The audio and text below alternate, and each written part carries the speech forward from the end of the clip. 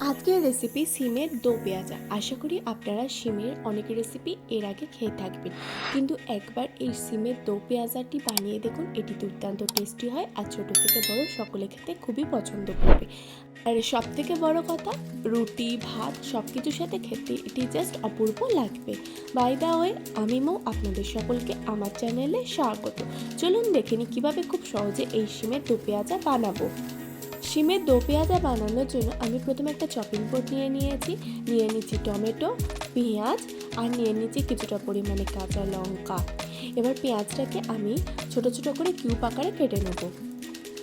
ঠিক এইভাবে, একদম ছোট ছোট করব না, জাস্ট কিউব করে নেব এবং খোসাগুলো এক একটা করে ছাড়িয়ে নেব।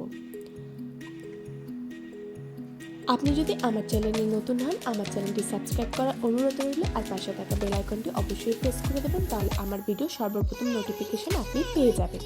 আমার চ্যানেলে আরও অনেক নিত্য নতুন রান্নার ভিডিও রয়েছে, আপনারা চাইলে সেই ভিডিওগুলোও দেখতে পারেন। আমার চ্যানেলে সিমেরও আরও বিভিন্ন ধরনের নিত্য নতুন রেসিপি রয়েছে, আপনারা চাইলে সেইভাবেও করতে পারেন। দেখুন, এইভাবে সমস্ত পেঁয়াজটাকে আমি ছাড়িয়ে নিয়েছি। এবার এটাকে আমি একটা পাত্রে রেখে দিচ্ছি। টমেটোটাকেও আমি সেম কিউব করে কেটে নেব। দেখুন আমি টমেটোটাকে কীভাবে কেটে নিচ্ছি। ঠিক এইভাবে টমেটোটাকে কাটতে হবে।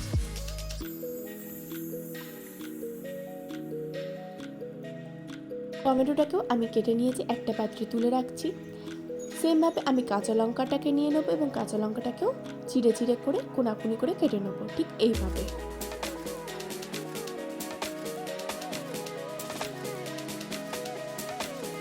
এইভাবে সমস্ত সবজি কেটে নিয়েছি। এদিকে আমি একদম কচি কচি শিম নিয়েছি, শিমের মাথা ও সামনটা কেটে বাদ দিয়ে দিয়েছি আর ভালোভাবে ধুয়ে পরিষ্কার করে নিয়েছি। আপনারা অবশ্যই শিমের পোকা আছে কিনা একবার চেক করে নেবেন। গ্যাসে কড়া নিয়ে নিয়েছি, তাতে আমি সর্ষের তেল দিয়ে দিচ্ছি। তেলটাকে আমি কড়াই খুব ভালোভাবে স্প্রেড করে দেবো এবং তেল গরম হয়ে যাওয়া পর্যন্ত অপেক্ষা করব। তেল গরম হয়ে গেলে তেলে আমি কেটে রাখা শিমগুলোকে দিয়ে দেবো, দিয়ে খুব সুন্দর করে লাল করে ভেজে নেবো। দেখুন আমি খুব সুন্দর করে উল্টে পাল্টে লাল করে ভেজে নেব। দেখুন আমি উল্টে পাল্টে শিমটাকে ভেজে নিচ্ছি।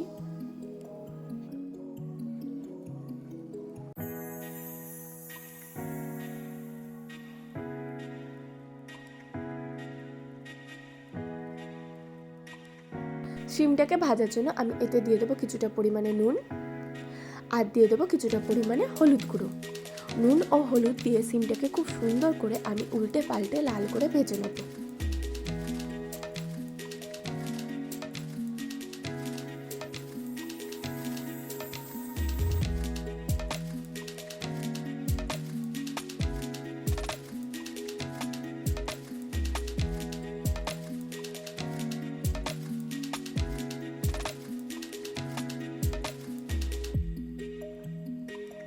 দেখুন শিমটাকে আমি খুব সুন্দর করে লাল করে ভেজে নিচ্ছি। শিমটার গা অলরেডি লাল হতে শুরু করেছে। ঠিক এই রকমই ভাজতে হবে, এর থেকে বেশি ভাজবো না। এবার তেল থেকে তুলে শিমটাকে একটু তেল ঝারিয়ে নিয়ে একটা পাত্রে তুলে সাইডে রেখে দেবো।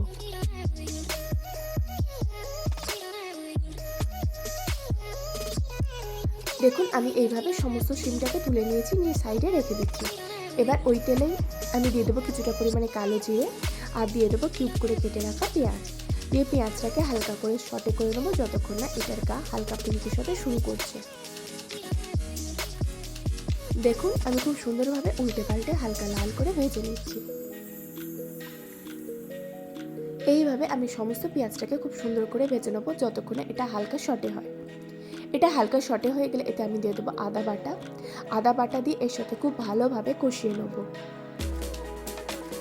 দেখুন আমি আদা বাটা দিয়ে খুব সুন্দরভাবে এর সাথে কষিয়ে নিচ্ছি। এবার এতে আমি দিয়ে দেবো 1 চামচ বেসন।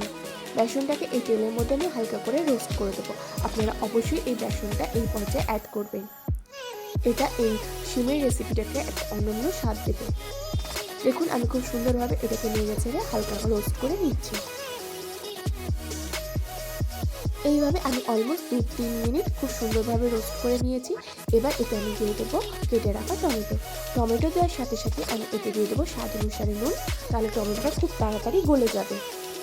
দেখুন এটাকেও আমি খুব সুন্দরভাবে ভেজে নিচ্ছি। এইভাবে আমি সমস্ত উপকরণগুলোকে অলমোস্ট 2-3 মিনিট ভেজে নেব। 2-3 2-3 মিনিট ভেজে নিয়েছি। এবার এতে আমি অ্যাড করে দেবো পরিমাণ মতন হলুদ গুঁড়ো আর দিয়ে দেবো স্বাদ অনুসারে লঙ্কা গুঁড়ো। আপনারা যেরকম ঝাল খাবেন সেই অনুপাতে লঙ্কার পরিমাণটাকে বাড়িয়ে বা কমিয়ে নেবে। দেখুন লঙ্কা দিয়ে দিয়েছি, দিয়ে এবার এটাকে এর সাথে খুব সুন্দরভাবে কষিয়ে নিচ্ছি। এইভাবে আমি 2-3 মিনিট খুব ভালোভাবে কষিয়ে নেব। 2-3 মিনিট কষানো হয়ে গেলে এতে আমি অ্যাড করে দেবো জিরে গুঁড়ো আর দিয়ে দেবো কিছুটা পরিমাণে ধনে গুঁড়ো। জিরে ও ধনে দিয়ে এই মশলাগুলোকে আবারও খুব সুন্দরভাবে আমি কষিয়ে নেব। দেখুন আমি মশলাগুলোকে খুব সুন্দরভাবে কষিয়ে নিচ্ছি। এবার অ্যাড করে দেবো আমি আগে থেকে কেটে রাখা কাঁচা লঙ্কা। কাঁচা লঙ্কাটা অবশ্যই অ্যাড করবেন। কাঁচা লঙ্কা দিয়ে এর সাথে খুব সুন্দরভাবে আমি কষিয়ে নেব। দেখুন সমস্ত মশলা এবং সমস্ত উপকরণ খুব সুন্দরভাবে ভাজা এবং কষানো হয়ে গেছে। এবার আগে থেকে ভেজে রাখা শিমটা আমি অ্যাড করে দেবো। এবার শিমটাও আমি এই মশলার সাথে খুব সুন্দরভাবে কষাতে থাকবো। এইভাবে আমি অলমোস্ট 2 থেকে 3 মিনিট খুব ভালোভাবে কষিয়ে নেব। 2-3 মিনিট খুব ভালোভাবে কষিয়ে নেওয়ার পর এটাকে আমি 2 মিনিটের জন্য ঢাকনা চাপা দিয়ে দেবো। 2-3 মিনিট হয়ে গেছে, আমি ঢাকনা সরিয়ে নিচ্ছি। এবার এটাকে আমি আবারও কিছুক্ষণ কষিয়ে নেব। প্রসঙ্গত বলে রাখি, এই রান্নায় আমি কোনো রকম জল ব্যবহার করব না। এই ঢাকনা চাপা দিয়ে ভাবেই এই শিমের রেসিপিটাকে রেডি করব। দেখুন এটাকে আমি খুব সুন্দরভাবে কষিয়ে নিচ্ছি। এইভাবে আমি অলমোস্ট 2-3 মিনিট কষিয়ে নেব। নেওয়ার পর এটাকে আমি ঢাকনা চাপা দিয়ে দেবো 5 মিনিটের জন্য। এবার এতে আমি অ্যাড করে দেবো কিছুটা পরিমাণে ধনেপাতা। ধনেপাতা দিয়ে ধনেপাতাটাকেও এর সাথে খুব ভালোভাবে কষিয়ে নেব। দেখুন খুব সুন্দরভাবে কষিয়ে নিচ্ছি। দেখুন এইভাবে আমি 5-6 মিনিট কষিয়ে নিয়েছি। এবার এটাকে আমি ঢাকনা চাপা দিয়ে দেবো 6 থেকে 7 মিনিটের জন্য।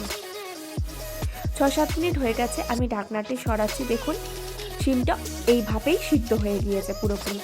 এবার এটাকে আমি আরও 2-3 মিনিট খুব ভালোভাবে কষিয়ে নেব।